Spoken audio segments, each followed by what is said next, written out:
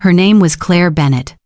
No one in that room realized that just a few minutes later, a seemingly simple question would bring down years of carefully hidden lies. Melissa Bennett's engagement party was being held at a small restaurant nestled on a hillside in Asheville. Outside, the late autumn wind swept through rows of brilliant red maple trees. Inside, the sound of laughter mixed with the clinking of glasses, creating the kind of warm atmosphere that would make anyone believe they were looking at a happy family. Claire arrived nearly an hour late. She had just finished a long shift at the veterinary clinic. The scent of disinfectant still lingered on her sleeves. Dark circles rested beneath her eyes from lack of sleep, but no one seemed to notice. Every eye in the room was fixed on Melissa, the older sister who was preparing to get married for the second time. Melissa sat at the center of the table. Her new engagement ring sparkled beneath the lights. People continued raising their glasses to congratulate her. Their mother, Elaine Bennett, could barely contain her pride. She told everyone how Melissa had survived the pain of a difficult divorce, how strong she had been while raising her daughter alone, how the family had stood by her through every hardship. Claire quietly took a seat at the far end of the table. No one asked how her day had been. No one asked why she was late. No one knew that earlier that morning she had spent nearly 2 hours helping hold down an injured dog while a surgeon fought to save its life. She had grown used to that. In this family, Claire was like the background of a painting, always there, rarely seen. When the main course arrived, Richard Bennett lifted his glass. He looked at Melissa with a satisfied smile. "I'm so proud of you." Melissa smiled back. "Thank you, Dad." Richard turned toward the guests. "We're fortunate to be a family that knows how to support one another." Without everyone's help, Melissa wouldn't have been able to recover this quickly. Several people nodded in agreement. Then Richard added one more sentence. "Claire has contributed a lot too. She sends us more than $1,100 every month to help the family." The atmosphere at the table changed instantly. The fork in Walter Bennett's hand stopped halfway to his mouth. Slowly, he lifted his head. He was well into his 70s. His hair was completely white, yet his eyes remained sharp enough to cut through things other people tried to hide. He looked at Claire, then at Richard. "She sends you how much?" Richard gave a small laugh. "Oh, Dad, let's not talk about money during a celebration." Walter placed his fork down. "I'll ask again. How much?" Claire felt her throat tighten. She hated conversations like this, especially when both of her parents were staring at her. But there was something in her grandfather's eyes that made lying impossible. $1,100 a month. Melissa visibly froze. A few guests exchanged uncomfortable glances. Walter slowly leaned back in his chair. "Where does she live?" Richard answered immediately. "At home. She has her own room." Claire lowered her gaze to the napkin in front of her. She knew he was stretching the truth. Her so-called room was actually a corner of the basement, separated by a bookshelf and a curtain. The winters were freezing, the summers were unbearable, but she had never complained. Walter continued. "Does Claire buy her own groceries?" "Yes." "Her phone?" "Yes." "Car insurance?" "Yes." "Gas?" "Yes." "Medication?" "Yes." Each answer seemed to make his expression heavier. Finally, he turned back to Richard. "Then what is all that money being used for?" Elaine quickly stepped in. "Melissa needs help. She's raising Sophie. That's what families do. The person with fewer responsibilities helps the one carrying more." Claire stared down at her hands. Her fingers were rough from work. She remembered the nights spent calculating every expense, the times she quietly closed her laptop after checking apartment rental prices, the veterinary school emails she never dared answer. Her dream of continuing her education always seemed close enough to touch, yet somehow remained out of reach. Walter said nothing for several minutes. He simply watched everyone around the table. He watched Richard. He watched Elaine. He watched Melissa. Then he looked back at Claire. Something in his eyes had changed. The surprise was gone. In its place was suspicion. "Claire." His voice was calm and deliberate. "Have you ever received any paperwork from your grandmother's trust fund?" Claire blinked. A trust fund? What was her grandfather talking about? She had never heard of any trust fund. No one had ever mentioned anything like that to her, but what sent a chill down her spine wasn't the question. It was her parents' reaction. The smile vanished from Richard's face. Elaine turned pale within seconds, and for the first time that entire evening, Claire realized that something very important had been hidden from her all along. Claire couldn't answer her grandfather's question. She simply looked at her parents. A strange feeling began creeping up her spine. It wasn't fear. It was the feeling that comes when someone suddenly realizes their life may not be what they believed it was for years. Elaine was the first to speak. Her mother forced an awkward laugh. "Dad, I think you're confusing this with something else." But Walter didn't look at her. His eyes remained fixed on Claire. "You've never heard about it?" Claire shook her head. "No, not at all." The atmosphere around the table grew heavy. Richard stood up. "All right. This isn't the time for this conversation." But Walter rose to his feet as well. "Exactly. It isn't the time. It should have been discussed years ago." He turned toward Claire. "Come with me. Right now." Claire looked around the room. Everyone was silent. Melissa stared down at the table. Richard clenched his jaw. Elaine avoided her daughter's eyes. No one objected, but no one explained anything either. 30 minutes later, Claire sat inside her grandfather's old pickup truck. The roads around Asheville slowly disappeared into the darkness. Walter drove unusually slowly, as if he were trying to organize his thoughts before speaking. Finally, he broke the silence. "Your grandmother loved you very much." Claire turned toward him. Walter continued. "Before she passed away, she worried constantly about your future. She knew how much you loved animals. She knew you wanted to continue your education. She knew you had a habit of giving up what you wanted to make other people happy." He paused for a moment. "That's why she left something for you." Claire felt her heart begin to race. What did she leave? Walter didn't answer immediately. He kept his eyes on the road. "A trust fund. Enough to help you start a life of your own." Claire went completely still.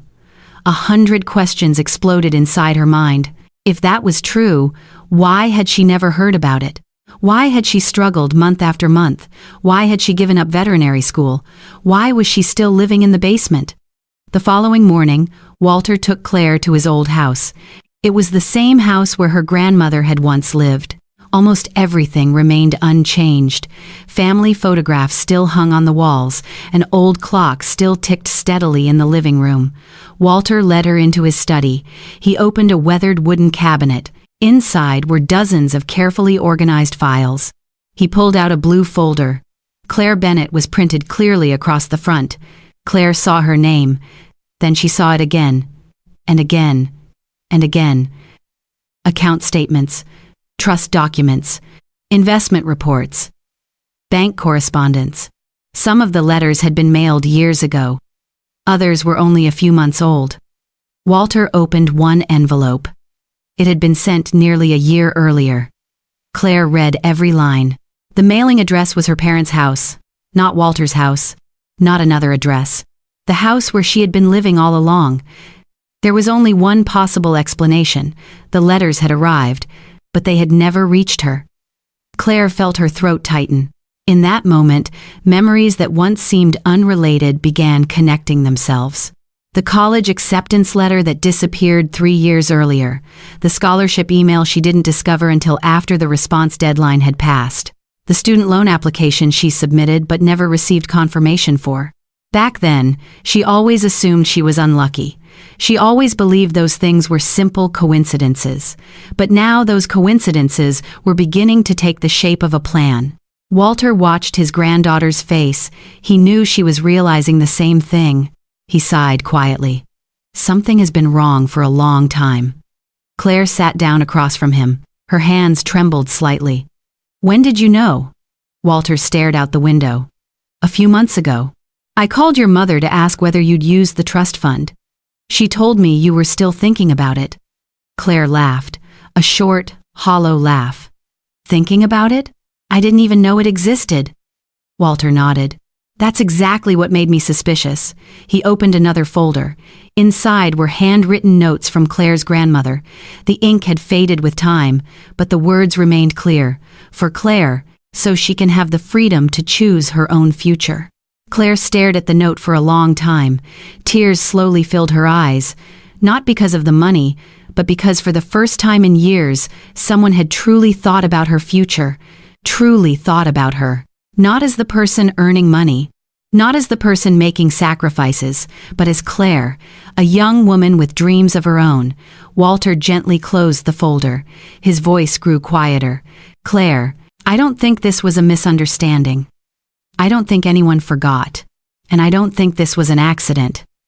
Claire slowly lifted her head. Walter looked directly into her eyes. Every word came slowly and deliberately. Someone made sure you would never know these things existed. And at that moment, Claire understood that the biggest secret in her family was never about the money. It was about the possibility that the people she trusted most had spent years making sure she stayed exactly where they wanted her to be. 3 days later, Claire returned to her parents' house. Not because she wanted to, but because Walter believed that some truths needed to be spoken in front of the people who created them. That afternoon, the Bennett house was full. News of the argument at the engagement party had spread faster than anyone expected. Aunt Susan was there. Uncle David was there. Several close relatives had also arrived after Walter asked everyone to attend a family meeting. Claire sat quietly at the far end of the living room. The blue folder rested on her lap. She had barely slept for 2 nights, not because of the money, but because every time she closed her eyes, the same question returned. If her grandmother had prepared a future for her years ago, why had her parents taken away her right to know about it? Richard Bennett walked into the room. His face was tight with irritation. He looked around at everyone gathered there. This is ridiculous. We're turning a family matter into a public spectacle. Walter sat across from him. No one answered. The silence only made Richard more impatient. Elaine sat beside her husband. Her eyes were red from crying, but Claire no longer felt the urge to comfort her. For years, whenever her mother cried, Claire had been the first person to apologize, even when she had done nothing wrong. Today was different. Walter placed the folder on the table. I only want one answer. He looked directly at Richard. Why did Claire never know about the trust fund? Richard folded his arms. Because she wasn't ready. Walter laughed, for the first time that day. A cold, humorless laugh. Not ready? He pointed toward Claire. She works from morning until night. She pays all of her own expenses. She contributes more than $1,100 every month, but somehow she's not mature enough to know her own money exists? Richard said nothing. The tension in the room grew heavier. Then Uncle David slowly stood up. Every eye immediately turned toward him. I think everyone should hear something. Richard spun around. David, don't. But David continued. About 8 months ago, I was helping Richard repair the storage shed in the backyard. While we were working, I overheard a conversation between Richard and Elaine. Elaine's face turned pale. David looked directly at Claire. They were discussing Sophie's tuition, Melissa's rent, and some expenses related to the wedding. Claire felt her heart sink. David continued. Richard said something I've never forgotten. He said Claire would keep paying every month, so there was nothing to worry about. The room went completely silent. Melissa slowly lifted her head. She looked at her father, then at her mother. Is that true? No one answered immediately. The silence became the answer. Melissa took a step backward. The color drained from her face. All this time, she believed her parents were helping her with their own savings. She had never asked many questions. She had never imagined that most of the money had come from her younger sister. Claire looked at Melissa. For the first time, she saw genuine panic in her eyes. I didn't know. Melissa's voice was barely above a whisper. I swear I didn't know. Claire believed her. But that truth didn't erase the pain. Melissa may not have known every detail, but she knew Claire lived in the basement. She knew Claire worked weekends. She knew Claire always turned down vacations, trips, and invitations, and she had never once asked why. Elaine suddenly burst into tears. We did it for the family. Walter slammed his hand against the table. For the family? He pointed toward Claire. What kind of family builds one child's future by destroying another child's future? No one dared answer. Claire remained seated, but inside her, something had changed. The fear was gone. The guilt was gone. Only the truth remained. She stood up, for the first time in years. Not to apologize, not to give in, but to speak. Everyone watched her. Her voice trembled slightly. Yet every word was clear. I'm not angry because you helped Melissa. I'm angry because you never gave me a choice. She looked directly at Richard, then at Elaine. You weren't helping her. You were making sure I could never afford to leave. Elaine began crying harder. Richard's face turned red. He jumped to his feet. After everything we've done for you. You're going to talk to your parents like this? Claire didn't back down. Not this time. Not ever again. No. After everything I've done for this family, this is the first time I've told the truth. The words cut through the room like a blade. Every excuse that remained seemed to collapse at once. Walter stood up. He walked over and stood beside his granddaughter. Claire, come home with me, tonight. Richard immediately objected. If she walks out that door, don't expect to come back. Those words had once terrified Claire. They had kept her awake at night. They had controlled her for years. But today she simply looked around the familiar room. She looked toward the staircase leading to the basement. She looked at the walls that had held her there for so long, and suddenly she understood something. The thing keeping her trapped had never been love. It had been guilt, a guilt created by other people, and for the first time in her life, Claire decided to let it go. Claire left her parents' house that night carrying only 2 travel bags. One held her clothes. The other contained the most important things she owned, her old laptop, a few notebooks, study materials she had never been given the chance to use, and a thin folder filled with apartment listings she had quietly saved over the years. As Walter's pickup truck pulled away from the familiar street, Claire looked back through the window. The house was still there. Nothing had changed, but for her, everything had. For the first time in years, she no longer felt like she was abandoning someone. She was simply saving herself. 3 days later, Walter took Claire to the bank. The small building stood in the center of Asheville, the place where a piece of her future had been quietly waiting for years. The bank employee checked her identification, verified her information, then turned the screen toward her. This is your account. Claire stared at the numbers displayed in front of her. She didn't feel the excitement she had once imagined. What overwhelmed her instead was the realization that all of this had belonged to her for a very long time. Walter sat beside her. He didn't say a word. He simply allowed his granddaughter to sign her own name, to change her mailing address, to update her phone number, to take control of her own life for the very first time. When the paperwork was finished, Claire stepped outside. The late afternoon sunlight stretched across the quiet street. She stood on the sidewalk for a long time, took a deep breath, and then she cried. Not because she was hurting, but because she felt relieved. Some people lose their freedom for so long that when they finally get it back, they don't know what to do except cry. A month later, Claire moved into her first apartment. It was small. The living room and kitchen were almost connected. The sofa came from a secondhand store. The dining table barely seated 2 people. The bed wasn't new either, but everything inside that apartment belonged to her. No one had a spare key. No one checked her mail. No one walked into her room and reminded her that she owed something to the family. Every morning when she woke up, it still felt unbelievable. Meanwhile, life inside the Bennett house began changing quickly. More than $1,100 disappeared from the family's monthly budget. For the first time in years, Richard and Elaine had to face bills that Claire had quietly helped carry. Melissa was forced to change as well. The invisible support system behind her was gone. She had to manage her own finances. She had to find solutions for her own problems. And for the first time, she understood the true cost of dependence. News of what happened spread throughout the family. No one asked why Claire had moved out anymore. Instead, people wanted to know why she had been paying so much money while living in a basement. Richard became increasingly bitter. Elaine called constantly. At first, the calls were filled with accusations. Then came long messages filled with explanations. Eventually, those messages became shorter. Are you okay? Are you eating enough?